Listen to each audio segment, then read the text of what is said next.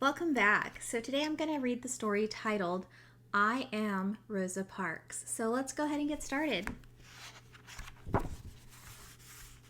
I Am Rosa Parks, written by Brad Meltzer, illustrated by Christopher Eliopoulos.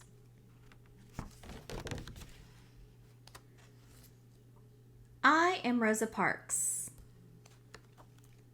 Growing up, I was small for my age. I was sick a lot too since we didn't have money for a doctor.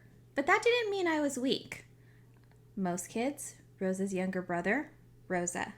I'm not that short. Looks like you are. When I was 11, I was walking home from school. A boy on roller skates came zipping by and shoved me. He thought I'd be an easy target.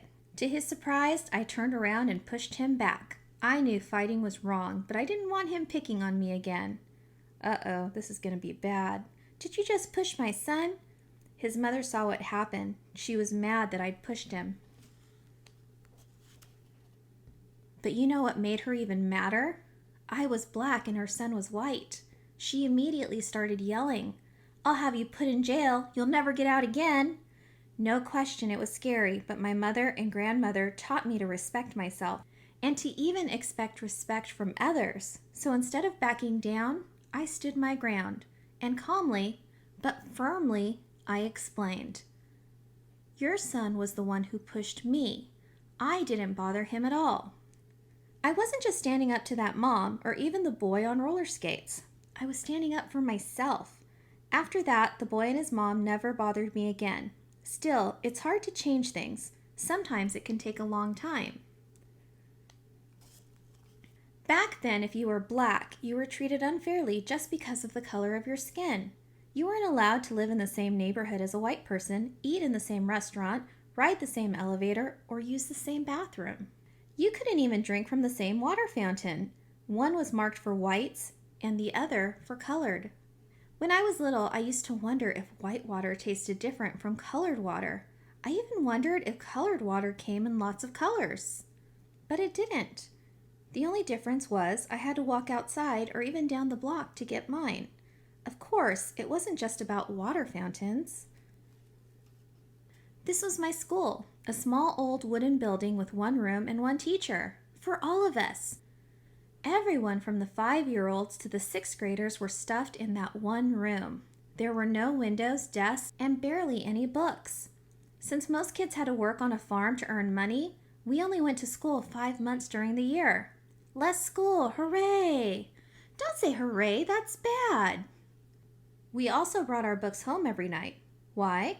Because we were worried that folks who hated the color of our skin would burn down our school. Now here's the school for kids who were white. Notice the difference? It was a new brick building and beautiful windows, new desks, and plenty of books, plus a playground. They went to school 9 months out of the year since they weren't working in fields like we were.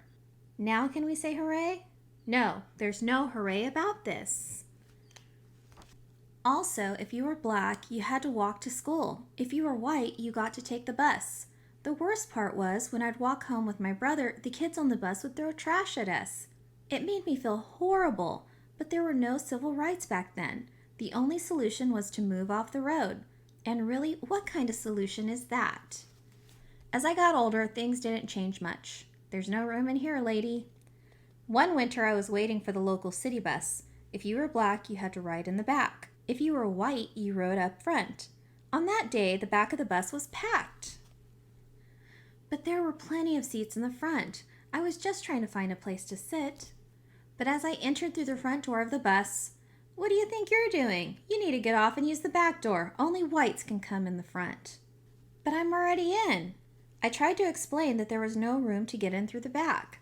The driver didn't care. He wanted me off the bus. He grabbed me by my coat sleeve. I dropped my purse near the front door. To pick it up, I sat in the front seat, a white seat. It made the driver madder than ever. That's it. Get out. Get off my bus. That's what he called it, my bus, as if it were his. The bus wasn't his, though. It belonged to all of us. Still that afternoon, the driver got his way. He kicked me off, but I promise you that wasn't the last time I'd face that bus driver.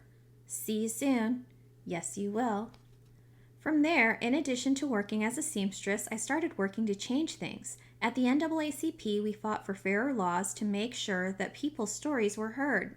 I also stopped using colored water fountains. I'd rather go thirsty than be treated so poorly. It was the same with separate elevators. Instead of riding them, I'd take the stairs.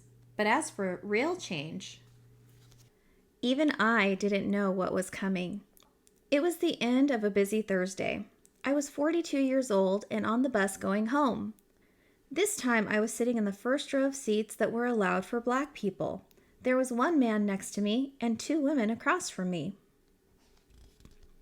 It was the same driver from before, the exact same one from all those years earlier. At the third stop, a few white people got on, filling the rest of the empty seats. There was one white person left standing, so the driver told those of us in my row, "Let me have those front seats."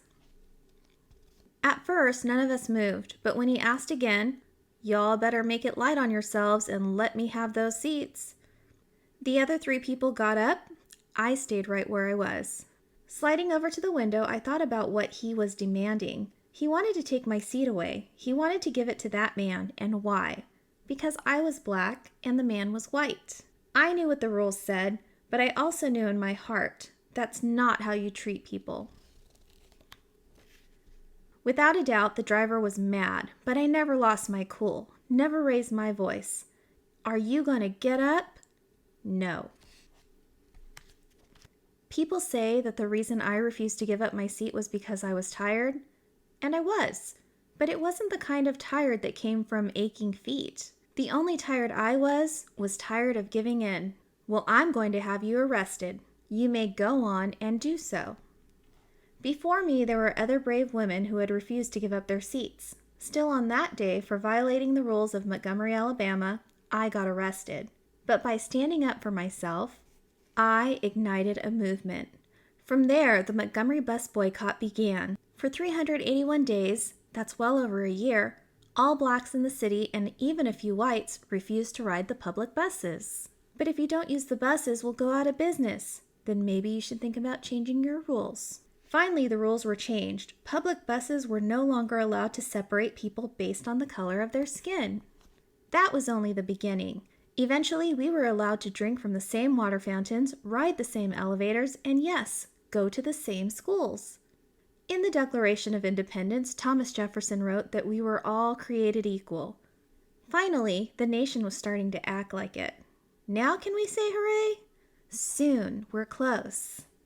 Of course, that didn't mean the fight was over. There were thousands of people just like that bus driver. But after hearing how I didn't give up my seat, there were now thousands more people just like me, together, inspired, and committed to justice. My name is Martin. Want to hear a rough draft of my speech? You bet I do. In my life, people tried to knock me down, tried to make me feel less than what I was. They teased me for being small, being Black, being different. Let me be clear, no one should be able to do that. But if they try, you must stand strong. Stand for what is right.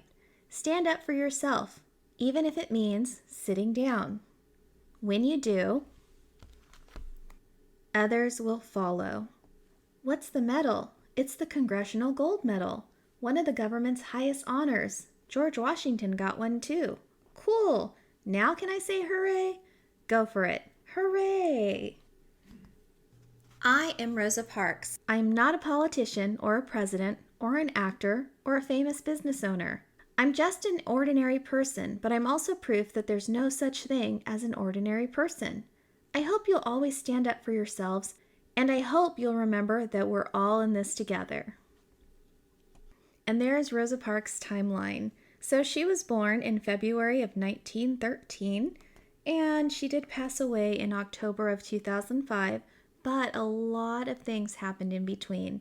So if you look at the real pictures of Rosa, you can see her quote, "The only tired I was tired of giving in." And then the picture that has the numbers on it, that's actually her picture from jail when she was arrested. And then there's a picture of her on the bus after new laws were passed and she can sit where she wanted to. On the bottom there is a picture of what schools look like when people were segregated. So you can see that is a full classroom. And I don't even really see any desks in that classroom, so you can see that it's a lot different than what it is now. And that is the end. So I hope you guys enjoyed this story. Lots of great facts, lots of great history, and we'll have more to talk about later. So until next time, we'll see you later. Bye.